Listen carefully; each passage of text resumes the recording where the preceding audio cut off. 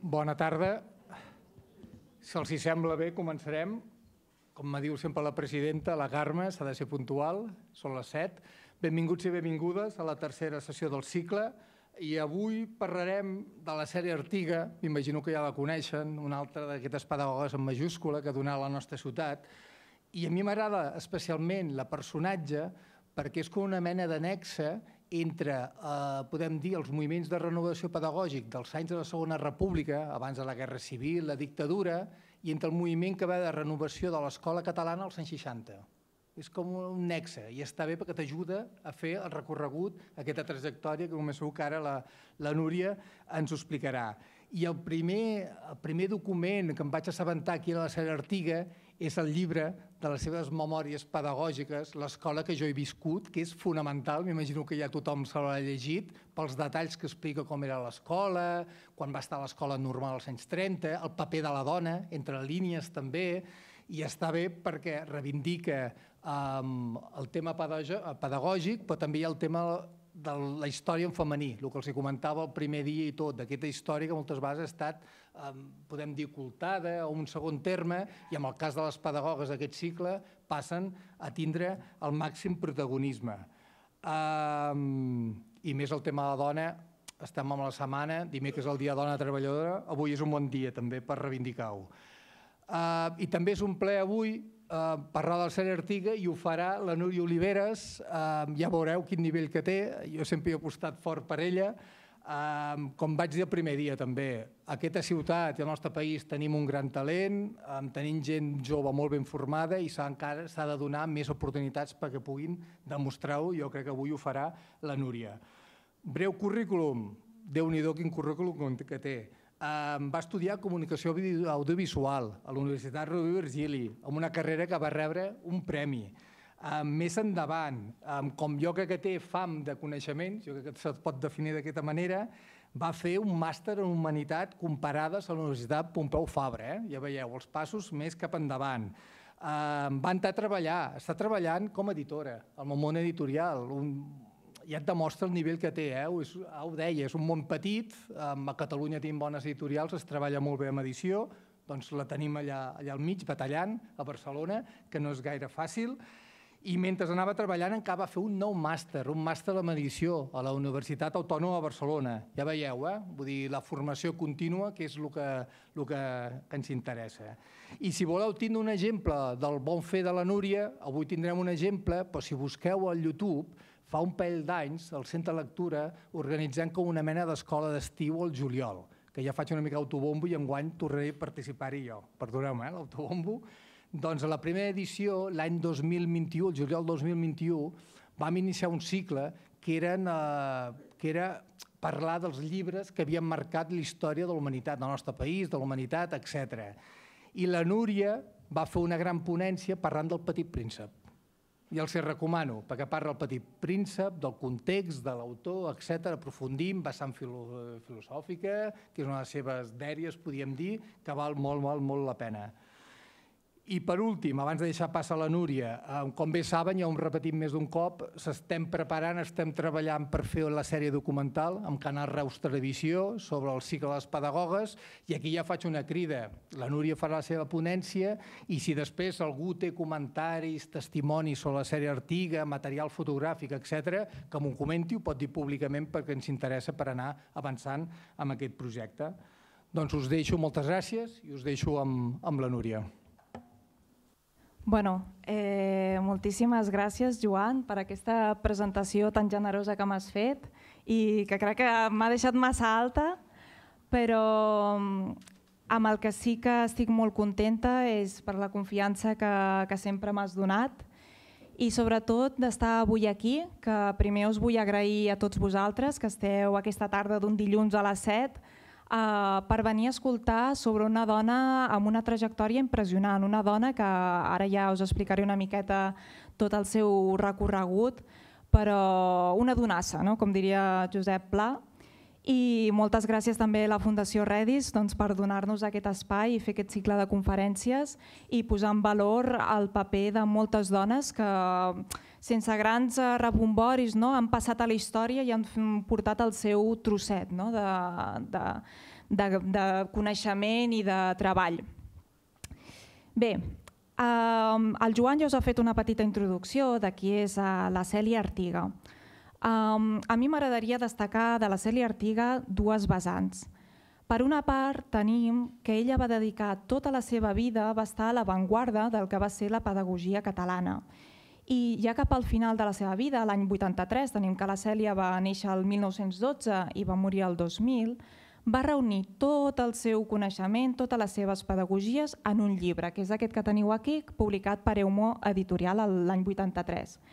I en ell va assentar unes bases del que va ser l'aprenentatge en els cicles de parvularis i cicles inicial en els infants, tant pel que fa a la lectura, l'escriptura i el càlcul. I això ha sigut una obra que ha assentat un precedent i serveix de referència per tots els mestres i totes les generacions posteriors de mestres. Llavors tenim per una banda tot aquest bagatge que ens ha deixat de la seva experiència i per l'altra, el que ha comentat el Joan, és aquest llibre, aquest petit llibre que es titula L'escola que jo he viscut. I és un llibre molt valuós. Per què? Doncs perquè la Cèlia el que fa aquí és ens deixa les seves memòries, però no són unes memòries a l'ús, sinó que en ella el que ens està deixant és tot un llegat del que va ser el seu pas per totes les escoles, tant com a alumne, tant com a aprenent i com a mestre. Llavors, ja anireu veient, perquè ara el que voldré és enfocar aquesta xerrada, per fer-la una mica més amena, és d'explicar tot el seu pas pel que ha fet per aquestes escoles, perquè quan anem veient, a mesura que ha anat avançant en les escoles, veiem també els canvis que s'han produït al segle XX pel que fa a la pedagogia catalana i espanyola i veurem tot aquest aprenentatge i aquest treball que ella va anar fent de manera més silenciosa però constant.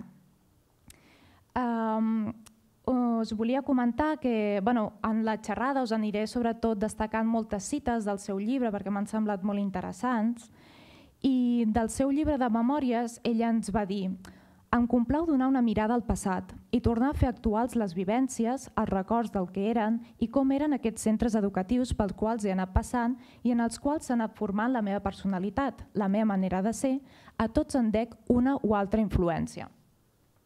I això us dona un tastet del que va ser la importància de passar per tots aquests centres educatius.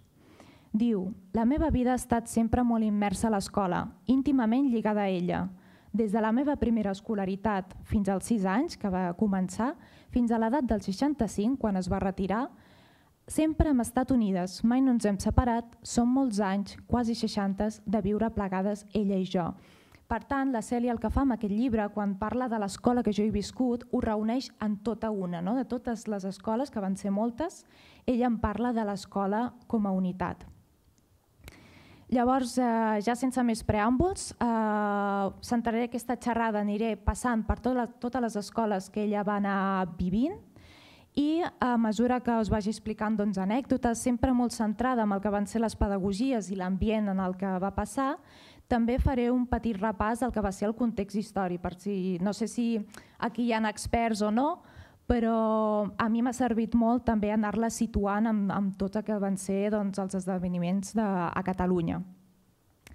Llavors, com us he comentat, la Cèlia va néixer l'any 1912 i la seva família, el seu pare, tenia negocis a l'Argentina d'un restaurant i per una sèrie de circumstàncies es van veure obligats a anar a l'Argentina a arreglar la situació del negoci. I la Cèlia va començar, tenia 6 anyets, això va ser el 1919, recordem que va néixer l'any 12, i va començar la seva escolarització a l'escola argentina. Ella ens diu que l'escola argentina no era un sentiment molt polític, però imperava el sentiment patriòtic. Ella ens parla que s'exalçava la figura de Domingo Faustino Sarmiento, que va ser un president de la República del segle XIX, i Cèlia ens recorda una frase que m'ha semblat molt bonica, que diu, que estava penjada allà a l'escola, diu: cada escuela que se abre es una cárcel que se cierra. Llavors aquí ens dona una mica la idea del que era la importància de l'escola a l'Argentina i de fet veurem que estaven molt més avançats en aquell moment, segons quines escoles, que a Catalunya.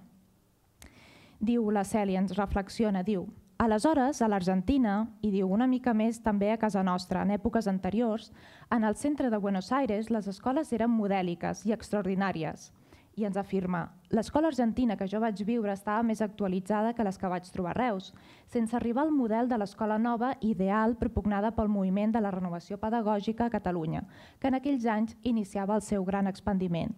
Ens trobem que a l'escola argentina es prenien molt seriosament l'educació, tenien classes de dibuix, tenien classes per les nenes d'alta costura, però sempre amb un rigor que no va trobar en l'escola en què va anar després a Reus. Llavors, una mica per posar-vos en context del que va ser la renovació pedagògica, trobem que el 1898, després del desastre colonial que va haver-hi a Espanya, la consciència crítica pel que fa a les escoles va augmentar i es va posar el focus. I això va fer que hi haguessin dues tendències. Per una part a Madrid, que va ser amb l'Institución Libre de Enseñanza, que va ser fundada per don Francisco Giner de los Ríos, i per altra banda, a Catalunya va haver-hi un seguit de moviments a través dels ateneus obrers que la burgesia catalana també es van ajuntar i van començar a modernitzar el que era l'escola. Amb això, juntament amb l'Ajuntament de Barcelona i la Mancomunitat de Catalunya, va començar el que era el moviment de l'escola nova o activa. I després, ja si llegiu més literatura, tenim l'Escola del Bosc, per exemple, el 1914, que va ser amb la Rosa Sensat, va ser dirigida, i altres escoles que van crear un precedent. Per tenir una mica clar el que són els conceptes i el que era l'escola nova, l'escola nova va ser un moviment pedagògic que va sortir a finals del segle XIX, que el que proponia era un canvi, perquè fins llavors hi havia el que era l'escola tradicional, una escola molt rígida, una escola fonamentada amb el respecte d'una figura essencial que era el mestre, amb la memorització i el paper passiu de l'alumne. Llavors, amb l'escola nova el que van dir és aquí això no estem creant una mica una maquinària, no volem alumnes amb una consciència crítica. I aquesta ideologia de l'escola nova o activa va sortir a través d'intel·lectuals del segle XVIII, com va ser Rousseau, Pestalozzi o Froebel a Alemanya. Així com més dates per apuntar, el 1901, Francesc Ferrer i Guàrdia va fundar a Barcelona el que va ser la primera escola moderna, que tenia ja aspectes de l'escola nova i que també lligava una mica amb tendència anarquista i anticlerical. Al 1906 tenim el Joan Bardina, que ell el que va veure Joan Bardina és que, sí, tenim els alumnes que els estem ensenyant d'una manera que no ens agrada i modernitzem-ho, però per una altra part també tenim els mestres i els mestres han de rebre una educació essencial. Llavors ell va crear el que va ser l'escola normal. I l'escola normal va ser una institució educativa que el que va proposar és una sèrie de normes, i per això ve el nom de normal, perquè el professorat tingués unes eines rigoroses per ensenyar a l'alumnat de primària i secundària. I bé, aquesta escola del Joan Bardina va durar 4 anys per problemes econòmics, però més endavant, que això ja us explicaré, es va fundar el que va ser l'Escola Normal de la Generalitat de Catalunya, que va durar del 1931 al 1939. I aquesta escola va ser un referent, una precursora, un emblema, del qual la Cèlia Artiga va formar part de la primera generació i ella en conservarà sempre un gran record i va ser un peu fonamental en la seva formació. Bé, ara ja he fet aquest context, aniré fent contextos històrics per situar-vos. Ara ens trobem que la Cèlia Artiga va estar de l'escola argentina dels 6 als 11 anys amb una educació modèlica, molt centrada en els valors de l'alumne i l'aprenentatge, però tan bon punt es va arreglar la situació econòmica de la seva família, van tornar tots cap a Reus, que es van instal·lar en un mas, en un entorn rural. I la van apuntar a una escola privada que estava dirigida per Doña Maria Cortina. Aquesta senyora li van donar l'any 50 la medalla d'Alfons X el Savi amb motiu del 50enari del seu col·legi i la Cèlia ens diu d'aquesta escola: l'escola era com una gran família, amb Doña Maria al davant, li teníem gran respecte i tot allò que deia era per nosaltres article de fe. Aquesta escola estava basada en un piset del Raval de Jesús, de Reus. A la primera planta hi vivia Doña Maria amb la seva família i al primer pis estava instal·lada l'escola. I bé, l'escola era la tarima amb la mestra, amb Doña Maria, i tenia uns pupitres al davant amb les nenes més petites i després anaven passejant-se les grans recitant lliçons de memòria. I bé, la Cèlia, clar, es trobava amb el contrast de venir a una escola modèlica, amb un tipus d'ensenyament de l'Argentina, amb aquesta, que tot i que li va agradar i era una gran família i estava molt bé, era un tipus d'ensenyament que no estava acostumada i ella ens diu, em costava memoritzar. De fet, aquí tinc una cita que diu: la cultura general jo la portava molt ben adquirida de l'escola argentina i tenia idea de moltes coses, però la memorització em costava, sobretot arribar a aprendre tot allò que les meves companyes ja tenien assolit, com conjugar verbs, lliçons de geografia i història, etc. Ens trobem que la Cèlia comença a iniciar-se a l'escola amb un moviment molt avançat i de sobte es troba amb el que era l'escola tradicional, un mestre molt rigorós, lliçons de memòria. I també un apunt que em va semblar interessant és que la Cèlia ens comenta la qualitat dels llibres, del material, que ella li farà molt d'èmfasi i per això crea aquest llibre pedagògic que hi havia llavors. Diu: el paper era vast, la lletra petita, les poques il·lustracions que contenien, en blanc i negre esclar, no ens deien res. Fins que la protectora d'ensenyança catalana va editar llibres més atraients, els infants s'havien de conformar amb el que hi havia. Aquesta renovació del llibre escolar no va arribar a totes les escoles, ja que estaven editats en català, i poques eren les escoles que utilitzaven la llengua catalana en l'ensenyament. Llavors ens trobem que també en aquesta època, perquè la Cèlia va estar en l'escola de Doña Maria del 1923 al 1927, com bé sabeu, al 1924 va haver-hi la dictadura de Primo de Rivera.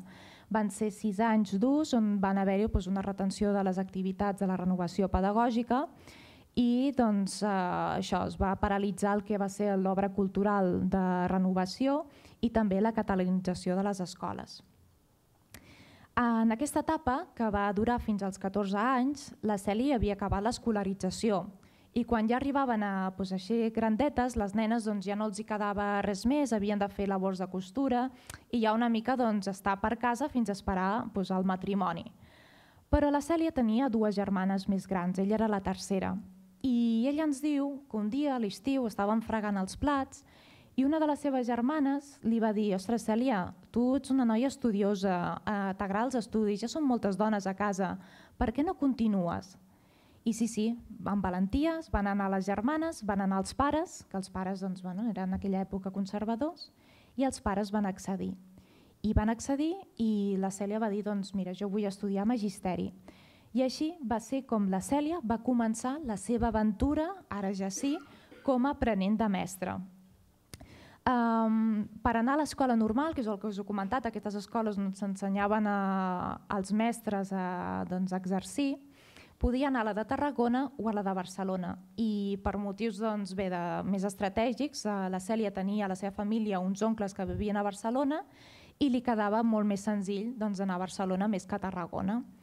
I així inaugura la seva etapa com a aprenenta a l'Escola Normal Superior de Maestres de Barcelona, que va durar de l'any 27 al 31, dels 15 als 18 anys. Bé, aquí tenim algunes fotografies del seu llibre de memòries. Això va ser l'Escola Nacional de Buenos Aires. Això és una mica buscar el Wall-E, a veure on està la Cèlia. I bé, ja ho deixo aquí perquè ara serà la següent fase. Tiro endarrere per no això. Bé, llavors ens trobem que la Cèlia comença una nova etapa molt il·lusionant per ella perquè està fent una cosa innovadora en la seva família, que és continuar amb els estudis. I ella va dir, trobar-se en aquell ambient d'estudi i joventut va ser un al·licient molt gran. Però què va passar? Que es va trobar amb un model d'escola normal molt tradicional, amb uns professors molt rigorosos. Ella comenta que el que era la directora li feia por, li feia molt de respecte, era una senyora molt seriosa. I deia que les lliçons que ens donaven no ens feien entusiasme per la feina. Eren lliçons així com, aneu aprenent això, tal, però no estaven ensenyant el que era el contingut d'ensenyar, no estaven ensenyant a ensenyar. I I ella ens diu que el distanciament amb els alumnes era un costum de molts docents i va ser una experiència bastant decebedora. També crec que la Cèlia ens diu que va ser una experiència decebedora perquè va tenir posteriorment el contrast amb el que va ser l'Escola Normal de la Generalitat, que ara parlaré. I ella ens diu: pensar que el meu pas per la normal s'esdevingué en els anys 1927 i 31, en aquesta normal, la primera, període en el qual tanta cosa ens haurien pogut dir de la renovació pedagògica que imperava a Catalunya i havent-hi aquells magnífics grups escolars que s'anaven inaugurant, mai no ens van dir un mot de tot això i ens van portar a fer pràctiques en un centre tan poc modèlic. Per tant, va ser una etapa un xic decebedora, tot i que començava les seves passes com a mestra. Llavors tenim que aquest curs durava 4 anys i a finals del quart curs, el 14 d'abril del 1931, es va proclamar la República. Llavors la Generalitat va crear un Consell de Cultura, que va ser el secretari Alexandre Galí, també un dels innovadors en la pedagogia catalana, i poc després es va inaugurar la famosa Escola Normal de la Generalitat. I això es va haver-hi tot aquest moviment renovador que des del govern central i Marcelí Domingo, que era el ministre d'Educació de llavors, va crear un pla d'estudis per al magisteri que es va anomenar el Pla Professional, que serà el que posteriorment la Cèlia es va adherir i que li va crear una gran empatjada a nivell professional. Llavors, la Cèlia, quan va acabar el curs en aquesta primera escola normal, encara no tenia edat per exercir i va tenir notícies d'aquest pla professional que us he comentat, que s'havia iniciat amb Marcelí Domingo. I per provar va dir, jo ara no sé què fer, anem a provar a veure aquest pla professional que ens estan dient de l'Escola Normal de la Generalitat, que estan parlant també, diu. La premsa en parlava i en deia molt de bé. Vam pensar que provar-ho no costava gaire, que com no podíem fer res, més tant se valia intentar-ho. I segons veiéssim, faríem. I bé, és una miqueta com les coses van a la vida, que a vegades proves una cosa, no saps ben bé com anirà, i això, una causalitat, una cosa que va veure en premsa, va marcar tot el seu recorregut professional. Va sortir aprovada perquè va haver de fer una prova d'ingrés i ens diu amb molta il·lusió: un nou camí se'ns obria. El goig, l'alegria, la sort de poder acudir com a alumnes a la nostra estimada Escola Normal de la Generalitat. Clar, en les memòries ella parla en retrospectiva i ens està dient que va ser una etapa molt bonica i molt maca per ella. Bé, ara sí que ja passo en aquesta fotografia que va ser d'aquesta etapa, dels 19 als 23 anys. I bé, l'Escola Normal de la Generalitat sorgeix d'una etapa en què es va revalorar molt el que era la importància de l'educació, perquè el que deien és si volem forjar un país fort, culte i modern, el que necessitem és bons educadors, bons alumnes. Els mestres tenien un paper molt important en aquesta renovació i per tant s'havien de crear una institució modèlica a l'avantguarda del país per fer-ho.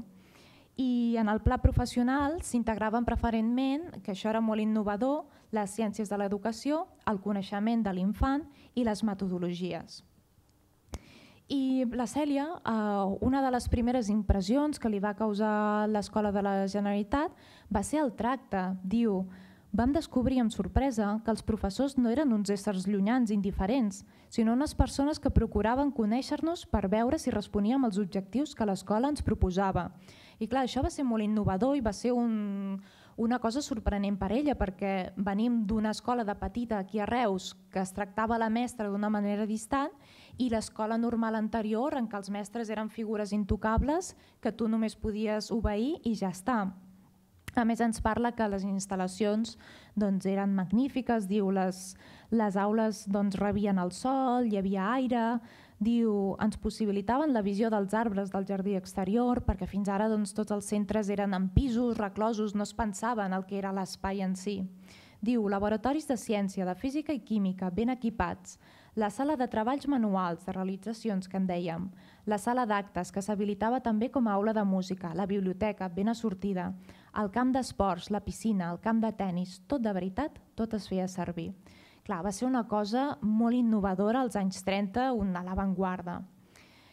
I algunes coses que va portar aquest pla professional nou, una va ser que el sistema tradicional d'oposicions va ser abolit i només s'havia de fer una revàlida per determinar en quin ordre se t'adjudicava la plaça.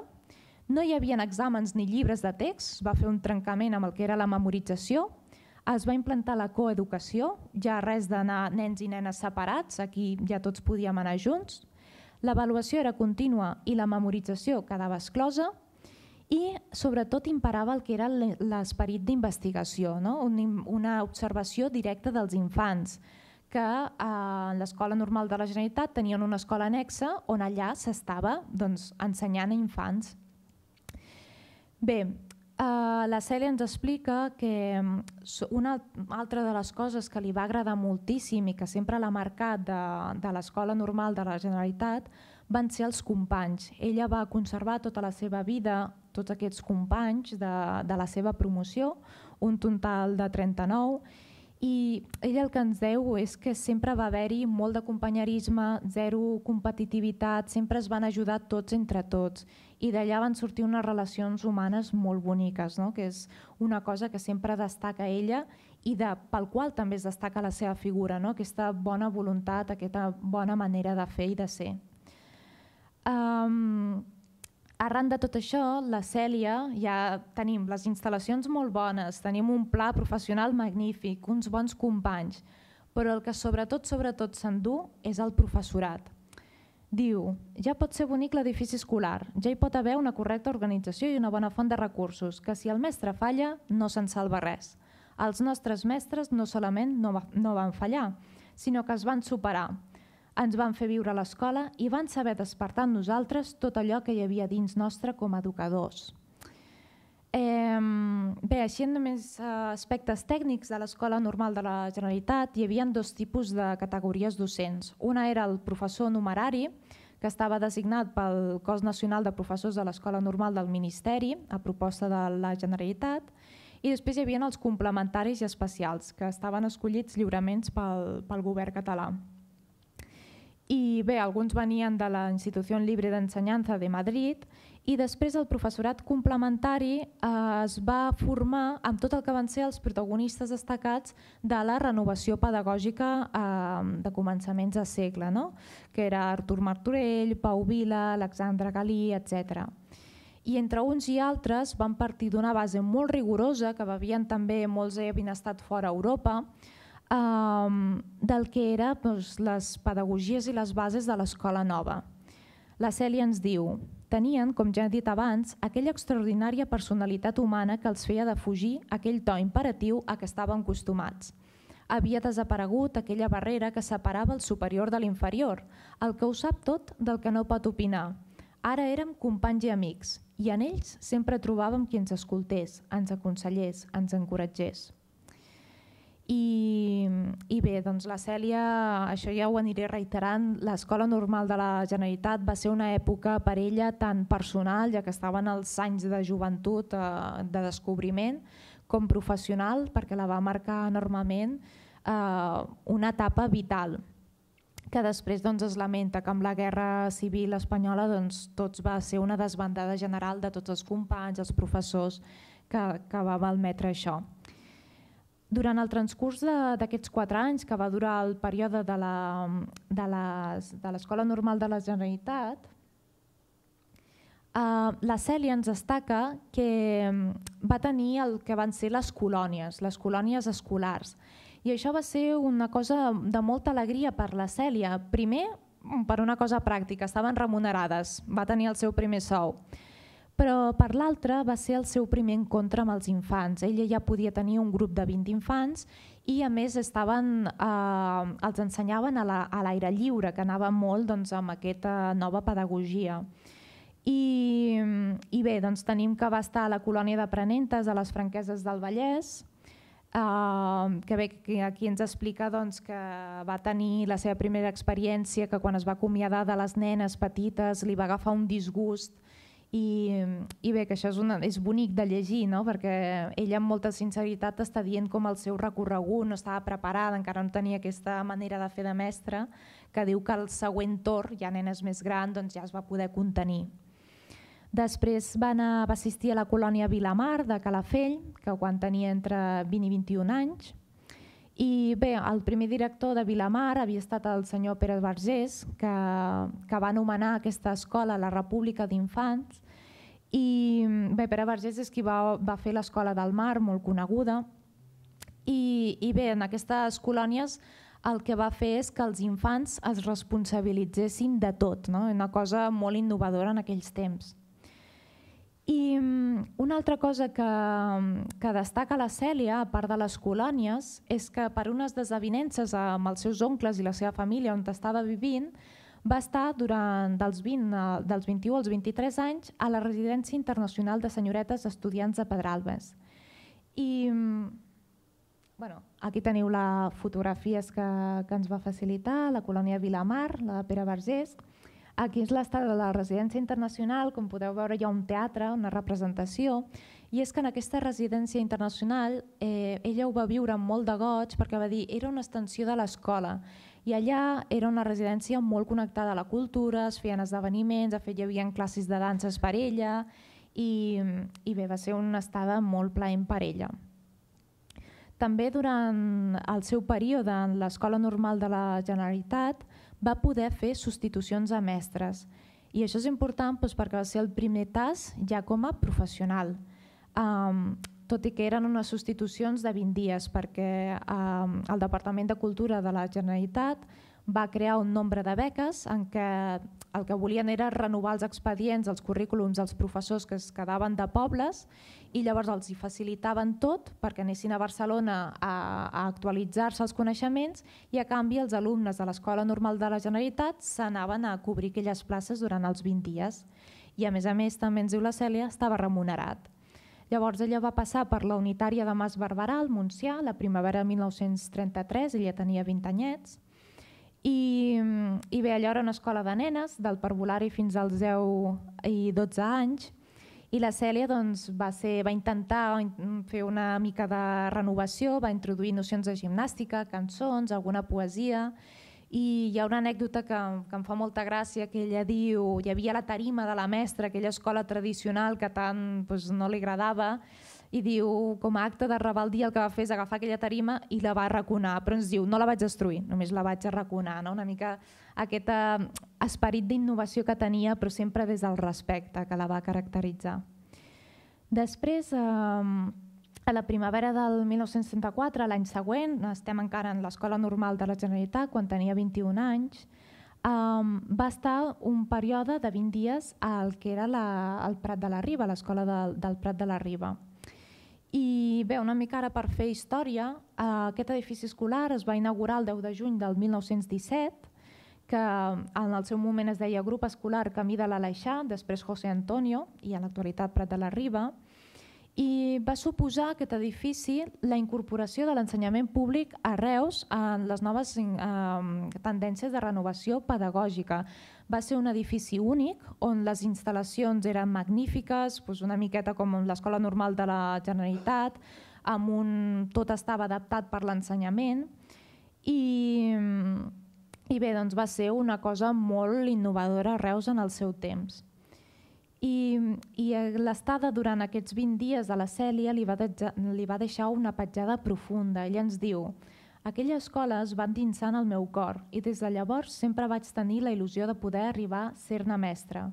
El meu desig es va complir. Als últims anys de la meva vida professional vaig tenir el goig de ser-hi destinada i de poder-hi fer una magnífica cloenda.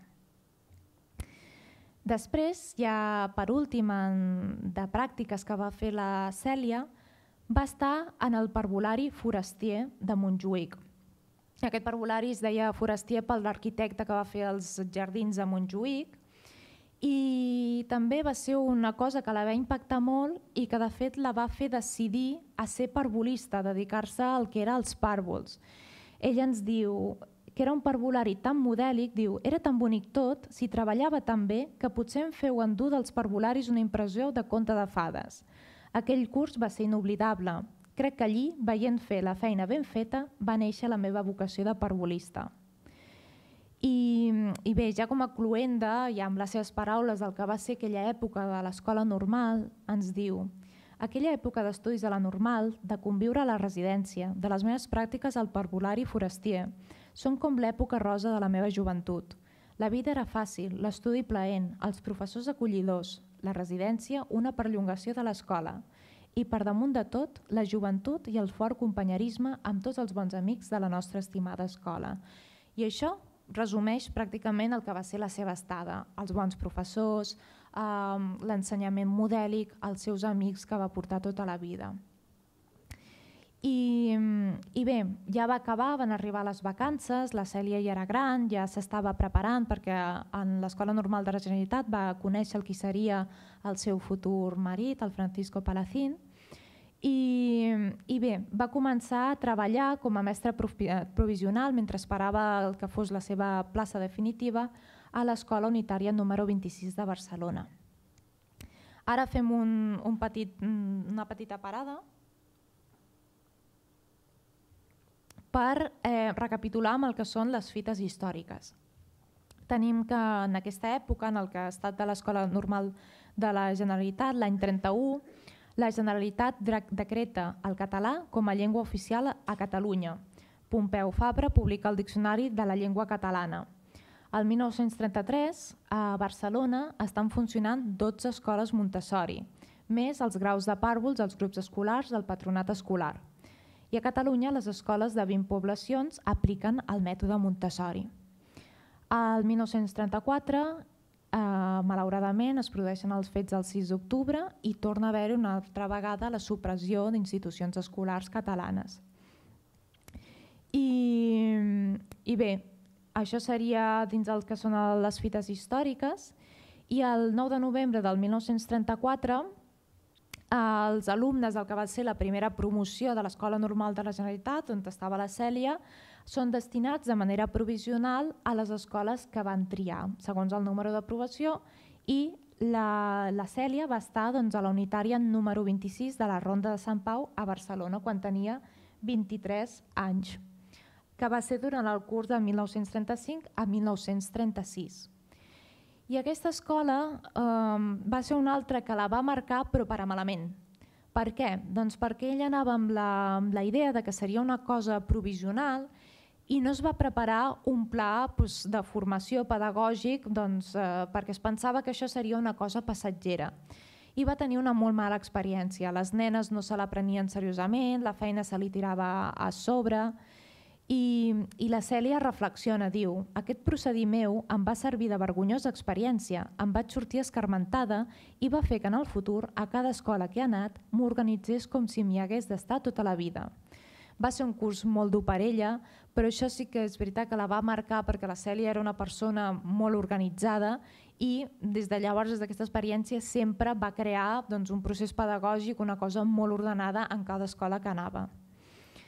I a més ens diu que és un canvi molt radical perquè passem d'una Barcelona de conte de fades, amb l'acadèmia, amb això, amb les representacions, tot molt bonic, i ara es troba en una situació professional molt decebedora i una Barcelona que ja no li acaba d'encaixar perquè estava fora, ja no tenia els amics en aquesta escola. Diu: però aquesta Barcelona d'ara era una desconeguda, la sentia hostil, m'havia atrapat i jo no trobava la sortida.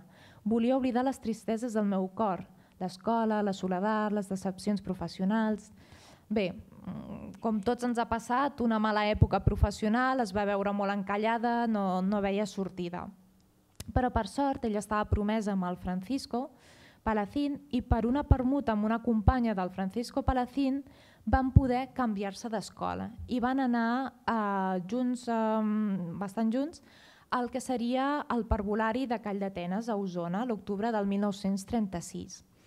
I allà la Cèlia es va tornar a revitalitzar, va dir: estic en un parvulari i les coses tornen a estar en el seu curs. Diu: jo tornava a sentir-me contenta en veure que ara sí m'anava bé la feina.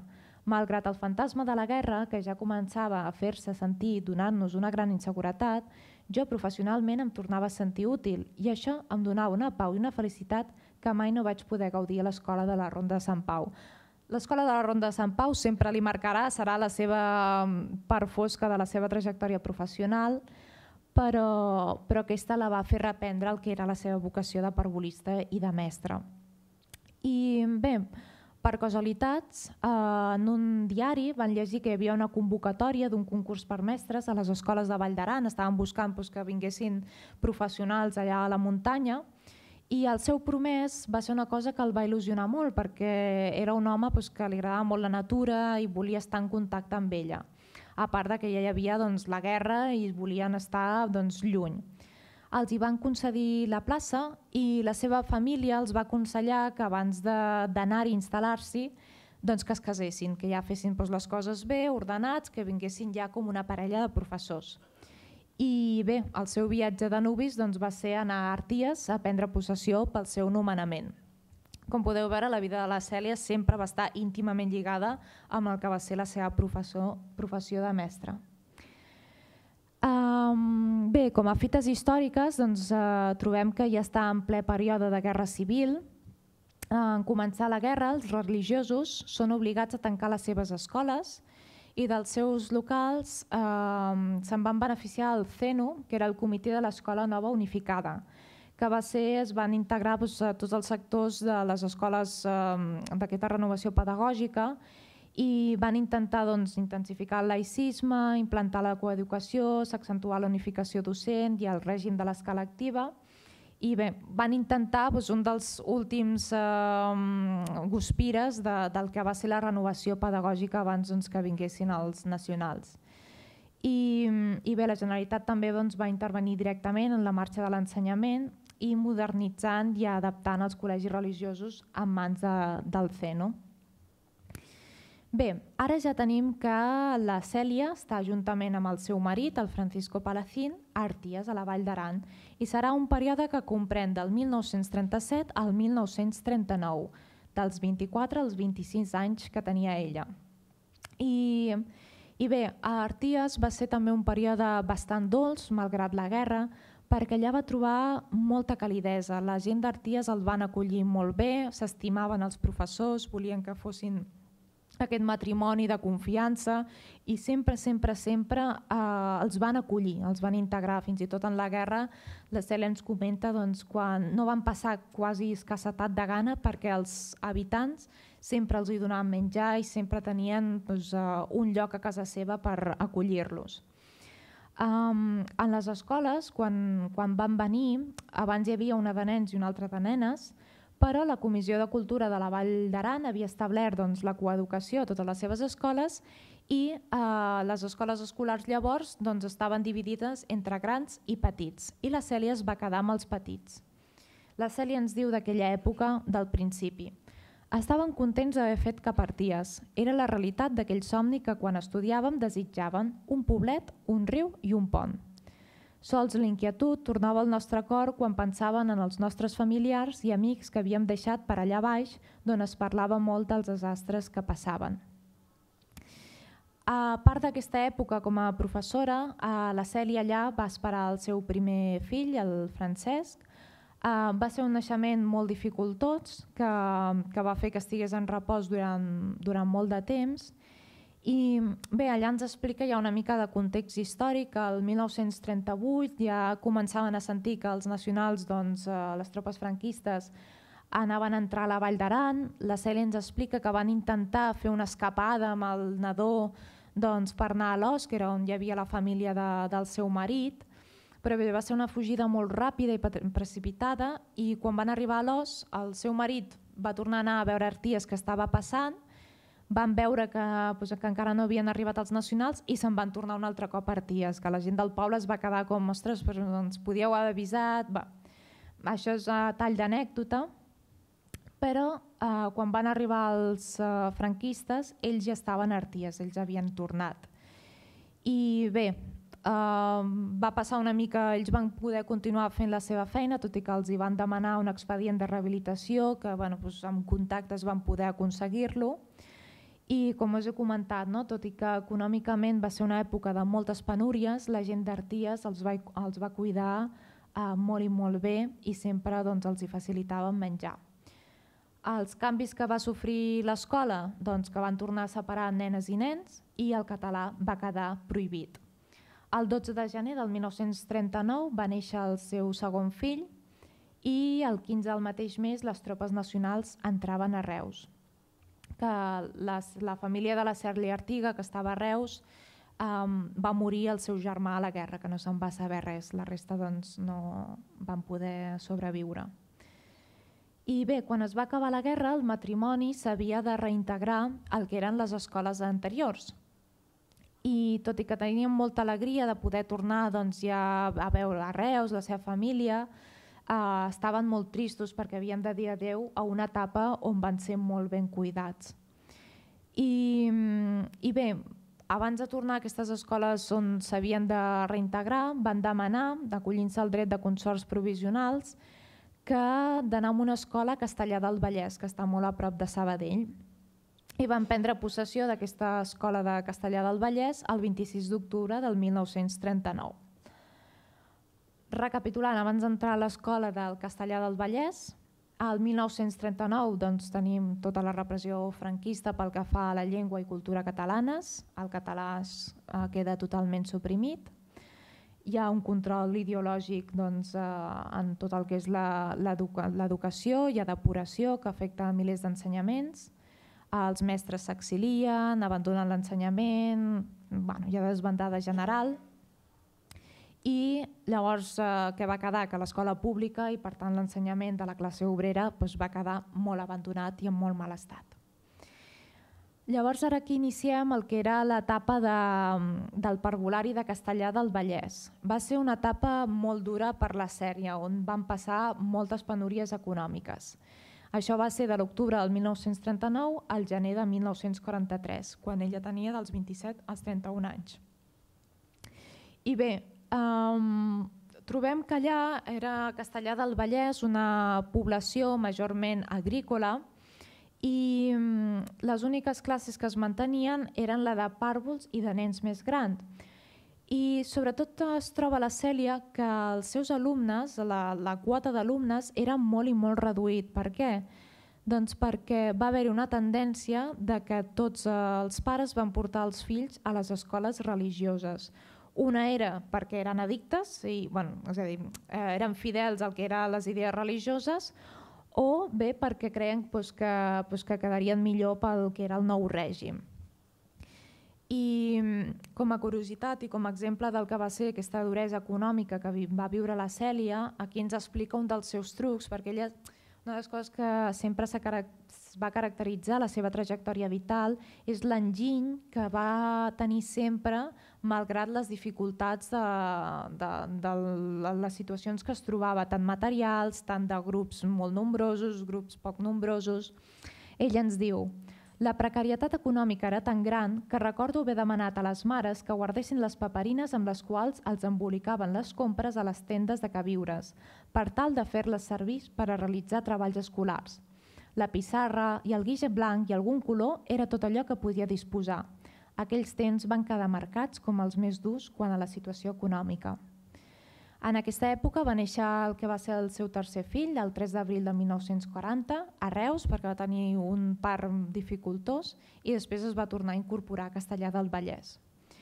I bé, ens trobem que el desembre de 1943 finalment es va convocar el concurs general de trasllats i va poder tenir la plaça definitiva que li va tocar a Ripoll, i per fi tindrien els dos, tant el Francisco com la Cèlia, el títol de propietari definitiu. I aquí tornem a canviar una altra situació, un altre lloc de Catalunya, que serà Ripoll, de l'any 1944 al 1957, dels 31 als 45 anys. Tornem a trobar-nos una situació amb l'ensenyament molt dolenta. La Cèlia ens diu: ja quan érem a Castellar s'havia iniciat la decadència de l'ensenyament. A Ripoll ens vam trobar amb les mateixes circumstàncies que anaven produint la gran ensorrada escolar a tots els nivells, més exceptuant en l'estatal, refugi de les classes socials més abandonades. L'administració no se'n preocupava massa i la societat la ignorava. Els locals estaven descurats i la matrícula era mínima. Imperava una intransigència quant a mètodes a seguir i una forta pressió sobre les idees polítiques a imbuir. El llibre escolar va sofrir un acusat descens quant a la qualitat. A més, la situació econòmica dels mestres era molt precària i calia que aquests s'afanyessin a cercar altres fonts de recursos per completar el pressupost familiar. El desencís era general. I bé, la Cèlia ens explica que en aquesta etapa, doncs, clar, després van néixer 2 nenes més, eren 5 a casa, moltes boques per alimentar, i una de les coses que més m'ha sorprès és que, tot i així, se'n van sortir amb totes les dificultats que tenia. La Cèlia mai va deixar de banda el que va ser la seva tasca professional i combinant-la sempre amb la seva familiar i amb el context històric que li va tocar. A Ripoll hi havia una població molt industrial i això va fer que hi hagués tot un corrent immigratori, sobretot de províncies del sud d'Espanya. I què va fer? Que hi hagués molt d'alumnat analfabet, endarrerit, que li faltava molta pràctica lectoescriptora. Perquè en l'escola pública venia tota aquesta gent més humil i les classes benestants anaven a les escoles privades. Però, tot i així, a Ripoll la Cèlia va estar més o menys bé, va poder anar fent la seva tasca educativa i bé, ella ens comenta que amb això que us he dit que a l'escola pública hi havia l'alumnat més pobre, diu que a poc, a mesura que anaven passant els anys, l'escola pública va anar recuperant el prestigi i les classes a poc es van anar omplint. Diu, la gent comença a pensar que l'assistència als seus fills a una escola estatal no era cap fet denigratori. Tot i així, van haver d'anar passant molts anys. Aquesta època, a més, es destaca per una gran desgràcia familiar per la Cèlia i els seus fills, i és que el 1955 el Francisco Palacín li va sortir un càncer mortal que va fer que morís el 1956. La Cèlia, això ja és més a nivell personal, ens diu que era un home fort, valent, excursionista, sempre lligat a la natura, i bé, va ser víctima d'una cruel malaltia. Però una cosa bona que va portar és que a Ripoll, quan van arribar, van trobar distanciament amb la població, ells estaven acostumats a Arties i a Castellar del Vallès, que havien tingut molta proximitat amb els pares, però amb la malaltia del seu marit van veure que la gent els va donar molt de recolzament i això els va sorprendre.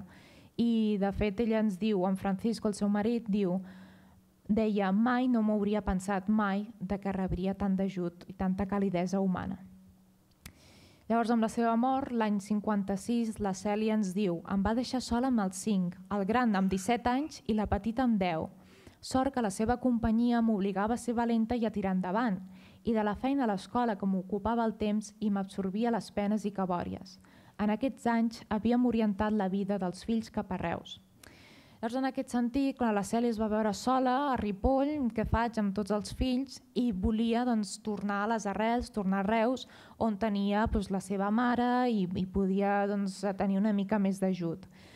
I, valenta com era, es va presentar unes oposicions. Ella estava amb moltíssima feina i al principi diu, ostres, que no ho podré fer, però amb persistència es va presentar en aquestes oposicions i li van concedir l'especialitat en pàrvuls.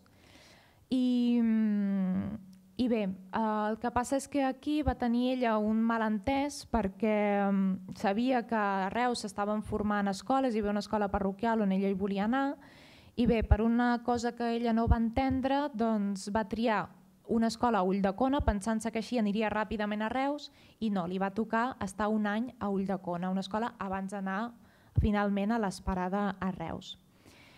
Com a fites històriques de tota aquesta època on va estar a Ripoll, tenim que el 1947 comencen les primeres classes en català fora de l'escola, el 1955 el mètode Montessori és introduït novament a Catalunya i es practica inicialment en els col·legis de monges, i el 1957 comencen a funcionar les escoles parroquials del Patronat Diocesà.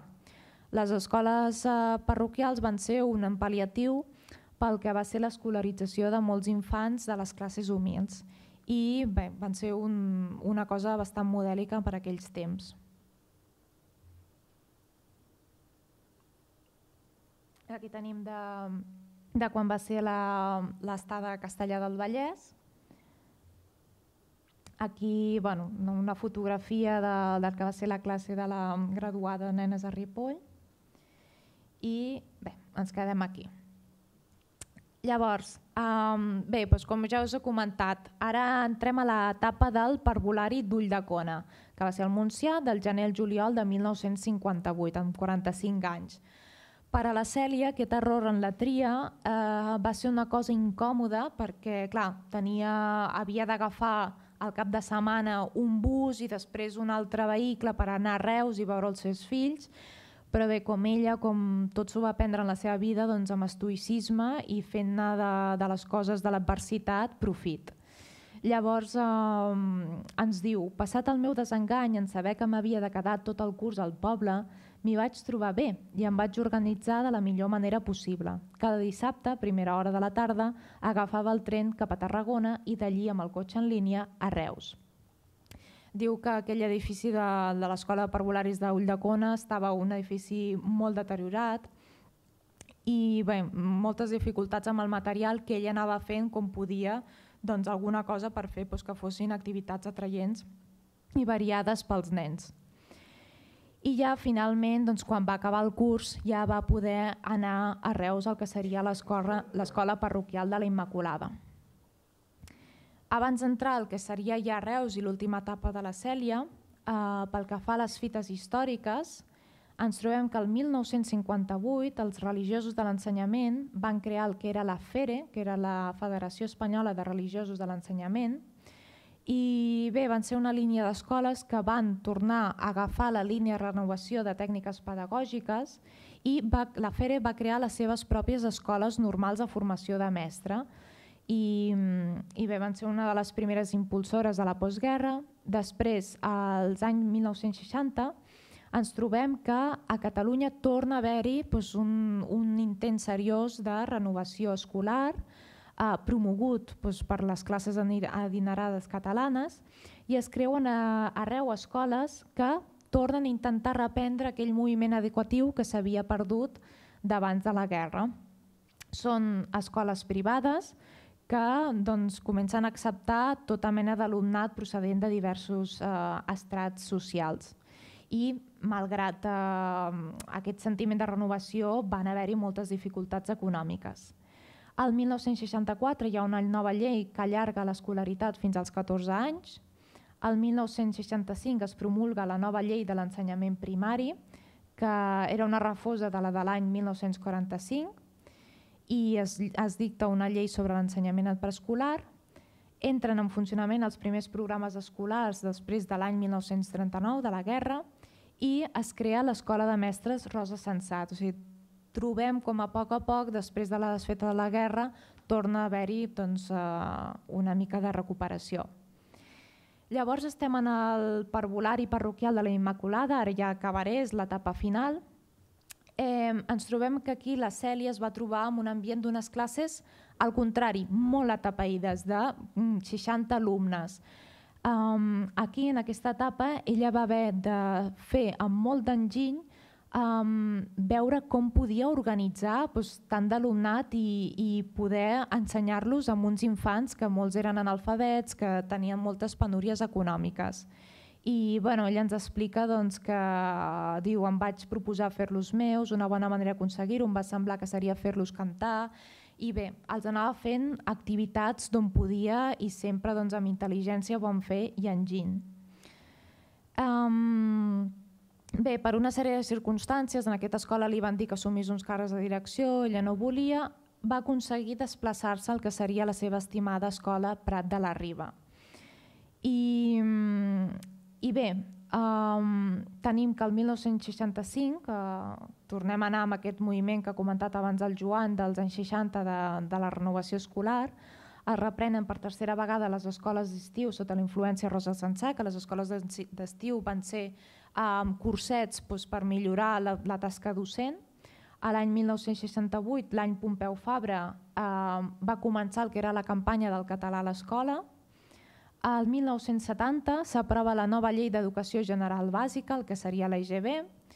El 1973 es reconeixen oficialment els títols als mestres que havien fet els seus estudis en el període de 1936-1939 i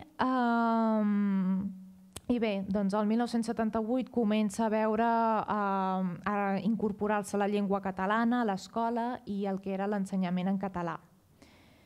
I bé, ja estem en l'última etapa de la Cèlia, el que seria la seva estimada al Prat de la Riba, al Col·legi Nacional José Antonio, que va durar del 1966 al 1977, dels 54 als 65 anys.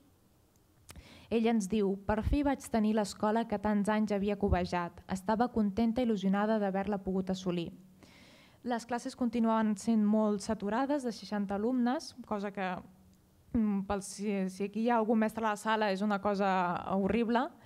Però bé, ella a poc va començar a estar allà intentant agafar les regnes d'aquell caos i agafar metodologies. I a més ella ens diu que en aquesta etapa tot el material que ella havia pogut anar treballant el va poder implantar, cosa que és molt significativa i és el que es recull en aquest llibre. Ella ens diu: el material que tant havia treballat en el Foraster de Barcelona i que al llarg de tota la meva vida professional havia anat confeccionant dins de les precàries possibilitats econòmiques en què m'havia trobat, era ara el moment de posar-la a fer de debò. I diu: el material donava molta feina perquè suposava moltes hores de treball, però un cop a punt feia molt de goig i ben portat durava molts cursos. I per tant, diu ella, tot aquest treball s'amortitzava, no? I també és un reflex d'aquest esperit de treball, aquesta abnegació que sempre va tenir la Cèlia Artiga. Bé, després van passant els anys, els seus fills es fan grans, ella es dedica enterament al que és la seva tasca professional, va assistir als cursets Rosa Sensat, que va reviure així la seva tasca pedagògica que havia estat prohibida durant la guerra, va assistir a unes trobades mensuals que van organitzar un grup de parvulistes amb objectiu professional i també recuperar aquesta amistat i aquest companyerisme amb companys del sector. I bé, van passar els anys, la Cèlia es va fer gran i va arribar un moment que deia jo ja no puc i estic cansada i em vull retirar. I ella ens diu que bé, tot i així li demanaven col·laboracions a l'escola d'estiu de les comarques tarragonines i ella diu: no descuido la tasca d'escolar, en haver d'explicar què és el material, com és i per què és, el vaig trobar més valuós i important. És a dir, que tot i que s'havia retirat professionalment, ella mai es va deslligar del tot del que era la seva vocació. Ens explica de manera molt emotiva l'acte que li van fer de comiat al Prat de la Riba, que ens diu que la van reunir al pati de sorpresa i els seus alumnes, les seves companyes, van fer que li portessin un clavell i cantant-li la cançó dels adeus. Va ser una cosa molt emocionant. Ella diu: em volia fer la forta però no podia, es va emocionar. I diu: aquest delicat comiat va ser tota una sorpresa que vaig agrair a les dues bones companyes que me'l van preparar, un record inoblidable d'aquests petits que representaven per a mi tot el món infantil escolar que ara deixava per sempre. Bé, ara ja arribem al final d'aquesta xerrada perquè l'he volgut acabar amb el que va ser l'última escola. Clar, ella, la Cèlia, va ser una trajectòria molt abnegada i també molt humil, perquè ella és com que va fer la seva tasca una mica sempre des del silenci però en primera fila. I ella ens va dir dels reconeixements que va anar rebent al llarg de la seva vida. El Centre Lectura la va anomenar sòcia d'honor i l'Ajuntament de Reus li va concedir la medalla d'or de la ciutat. I ella ens diu: moltes són les mostres d'afecte i consideració que he anat rebent d'entitats oficials i privades.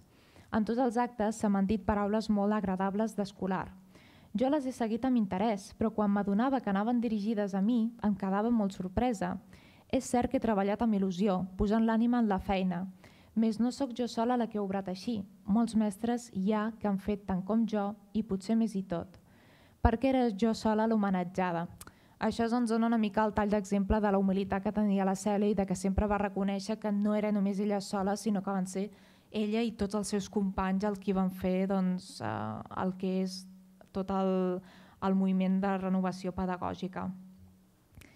M'agradaria acabar citant les paraules de Doración Hermoso, que va ser la qui va prologar el seu llibre de memòries, que ens diu: Cèlia Artiga va lluitar per dignificar l'ensenyament públic i per les dades que ella ens transmet ho va aconseguir en una època durant la qual la matrícula en alguna escola arribava a comptar fins als 60 alumnes per classe i en què l'únic material didàctic que tenia a l'abast era la pissarra, el guix i el seu enginy. Aquesta qualitat és innata en Cèlia Artiga. I bé, jo ja per acabar el que voldria afegir és que la Cèlia Artiga ha encarnat de manera magistral i ens ha demostrat amb la seva vida el que és la dita popular del de la pràctica fa el mestre, amb un treball ben fet, conscient, amb l'objectiu sempre de millorar d'una manera crítica, des del que és el talent, el bon fer, i a més amb una situació tan convulsa com va ser el segle XX. I bé, que es va destacar la seva dignitat, la perseverança, l'il·lusió i l'esforç. I amb això ja acabo amb aquestes fotografies i res, que moltíssimes gràcies per la vostra assistència. Espero que aquesta xerrada us hagi servit per rescatar una mica i per recordar-nos el que va ser aquesta gran mestra i aquesta gran persona i dona i que l'hàgiu disfrutat tant com jo en fer-la. Gràcies.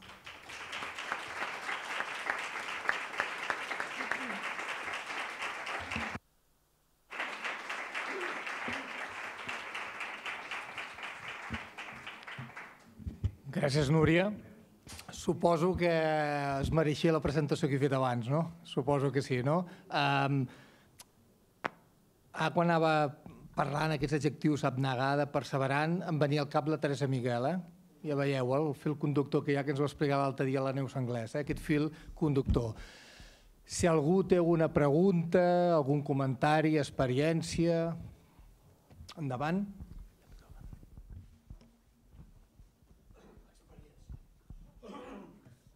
Perdó, primer felicitats a la conferenciant i felicitats a tu, Joan, per la iniciativa del cicle aquest. Jo puc parlar d'una experiència. En una altra vida professional, que no era la de periodista, jo vaig ser mestre i vaig estudiar a l'Escola Normal del Magisteri de Tarragona, on ens ensenyaven els futurs mestres. Jo devia tenir llavors 15 anys, perquè la carrera es podia fer amb el batxiller elemental. Ens ensenyaven coses tan curioses com agricultura, fisiologia, filosofia, que arribava només a l'escolàstica, perquè més enllà tot ja era molt modern, cal·ligrafia, labores de l'abogada a les noies, en fi, una cosa que preparava perfectament. I pedagogia. Arribava un senyor, que era un clergue, que era gaditano, que es deia Padre Mahón. Això és el més modern, els altres, tot això. Bé, la meva mare, que també era mestra i era amiga de Doña Cèlia, m'estranyant molt, el nom que vagis dient Cèlia, Cèlia, era Doña Cèlia. Fa molt estrany, no passa res, però es fa molt estrany, era Doña Cèlia. O sigui, tenia una autoritat moral que la feia reconeixible. La meva mare, quan vaig acabar un dels cursos i va veure que tombaria sense fer res, em va dir que va més aviat, perquè em sembla que al finals de maig ja tocàvem el 2 de l'escola, i em va dir: per què no vas amb Doña Cèlia? Que allí veuràs com se treballa una mestra, no sé què, etc. I jo vaig anar al barri de la Immaculada. I realment el del barri de la Immaculada és de mèrit. És de mèrit. El barri de la Immaculada no tenia carrers asfaltats, no tenia llum, i el que tu has dit, l'escola estava sobresaturada. I jo, que venia de l'escola jeràrquica del mestre a la taula fent crits, em vaig trobar en un lloc on, malgrat els nanos, hi havia un ambient perfecte, no hi havia taula de mestre, Doña Cèlia s'asseia a la taula dels nanos. I allí vaig veure per primera vegada, després vaig veure més perquè van ser altres escoles que ho van fer, el material Montessori que utilitzava. Això a l'any 67, 66, no sé, no recordo quan has dit ara, això era una novetat enorme, enorme. Aquesta senyora era una precursora, sobretot perquè lluitava molt sola. lluitava molt sola, lluitava el territori més complicat, que era el territori de l'escola pública, que estava absolutament idealitzada, etc. I em sembla que això és una característica. La segona característica, la passió per la feina que feia. Això es traslluïa. I el respecte als nanos. Perquè, clar, allà que aquí res en diem les parcel·les, se'n diu barri la colada, però eren les parcel·les, era una cosa que sorprenia a qualsevol. I l'altra, jo crec que aquest era general, perquè tu has parlat molt de les dificultats que va passant, estava en la línia dels mestres d'aleshores, passes més gana que un mestre d'escola, això no era casualitat, i ella va passar moltes dificultats, però tenia una cosa que era per mi, és la memòria que en tinc, un capteniment, aquesta paraula tan bonica que tenim en català, que la feia molt especial, és a dir, que quan jo intentava dir alguna, em mirava i em dir, no, aquí no es crida, aquí no es crida, aquí s'escolta els nens, se fa no sé què, se'ls condueix, etc. I que va ser la lliçó de pedagogia, me vaig dir, si aconsegueixo treballar en una escola que hi hagi alguna doña Sàlio que s'assembli, me quedaré en qui esto fessi, si no toco el dos ràpidament i faig com molts altres que feien la carrera i immediatament s'anaven a treballar fora de l'escola. Jo crec que aquesta és la característica de doña Sàlio, l'amor dels nens, l'amor als nens i el respecte. Jo crec que això hauria de quedar escrit, Joan, no sé on, però hauria de quedar escrit. Gràcies. Perdoneu el rotllo, però com ha demanat testimonis, doncs ja està.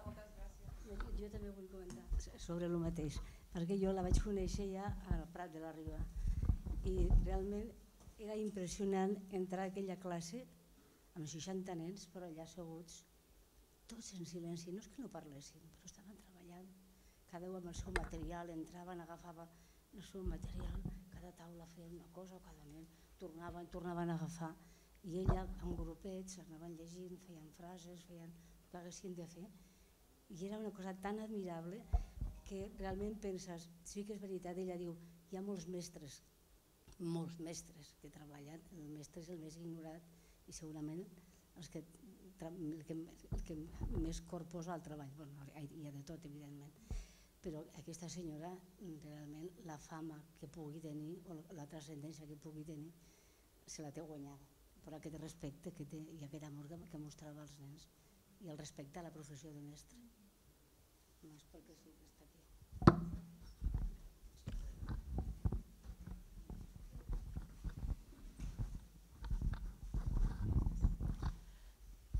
Ho has fet molt bé, has dibuixat tot de doña Cèlia, però junt amb aquest amor als nens, que això és indiscutible, el que cal parlar de doña Cèlia és de la generositat que va tenir cap a tots nosaltres, els que començàvem a treballar en aquell moment i els que ja portàvem algun temps. No només es va quedar per ella tot el que sabia, sinó que jo crec que ens ho va voler ensenyar tot. Quan vam arribar a les escoles d'estiu, deia, ara sí que parlen el meu llenguatge, això ho deia sempre ella. Aquestes trobades que deies a les que assistia, no assistia, no, les muntava. Jo vaig treballar amb ella al Prat de la Riba i a les tardes dels dissabtes, perquè al matí també es treballava, doncs la tarda del dissabte venien mestres de llocs diferents, de llocs molt diferents, de pobles del voltant, algú de Tarragona també, i ella divulgava tot el que sabia. Tot el que sabia, sempre dic que era una persona que no es quedava res, si volies aprendre al seu costat s'aprenia. I quan el material, el 77, com que continuava sent el Prat de la Riba, amb molt bona intenció per part del director de llavors va dir aquest material no es pot perdre i s'ha d'inventariar. Va inventariar junt amb ell aquest material, no us podeu arribar a imaginar el que va sortir des d'aquestes paperines, que suposo que aquesta gran voluntat que tenia, fins a d'altre material fet amb un rigor extrem d'aprenentatge de la lectura i l'escriptura, però també aprenentatge de les matemàtiques. Rigor i dedicació, perquè allò no es fa en 2 dies, allò es fa molt de treball d'estiu. Suposo que quan venia l'estiu, per ella començava el treball de començar a elaborar material escolar. Tinc un record magnífic d'aquella persona com a persona i com a mestra. Jo hi voldria afegir que vaig tindre professors molts i de vegades de bons, però la que em va ensenyar a fer de mestra va ser la senyora Cèlia Artiga. Ella va ser la gran didàctica, la que t'ensenyava com havies de tractar els nens, com els havies d'estimar i que no et podies descansar mai, havies sempre de continuar endavant. Va ser una mestra de mestres, però amb lletres maiúscules.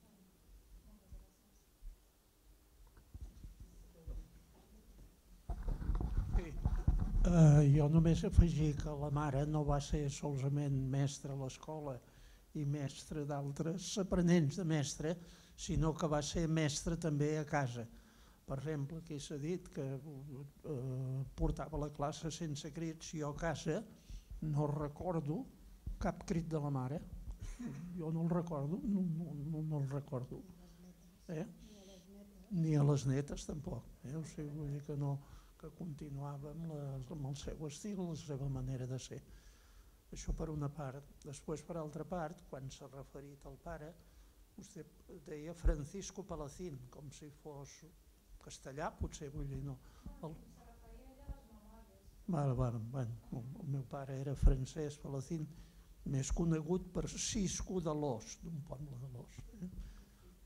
Res més, i gràcies per l'exposició que ha fet molt acurada i molt generosa de la mare i tots els que ho estan dient.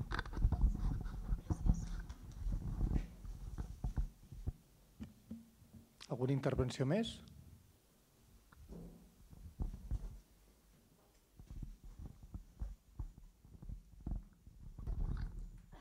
Jo vaig ser alumna seva i sé que quan vaig fer-me gran vaig dir jo volia ser tieta Cèlia, perquè és l'àvia, és la germana de l'àvia, i clar, jo sempre li deia tieta Cèlia, és a dir, que jo volia ser senyoreta tieta Cèlia, ja està. Clar, ni por asomo, no? Vull dir que...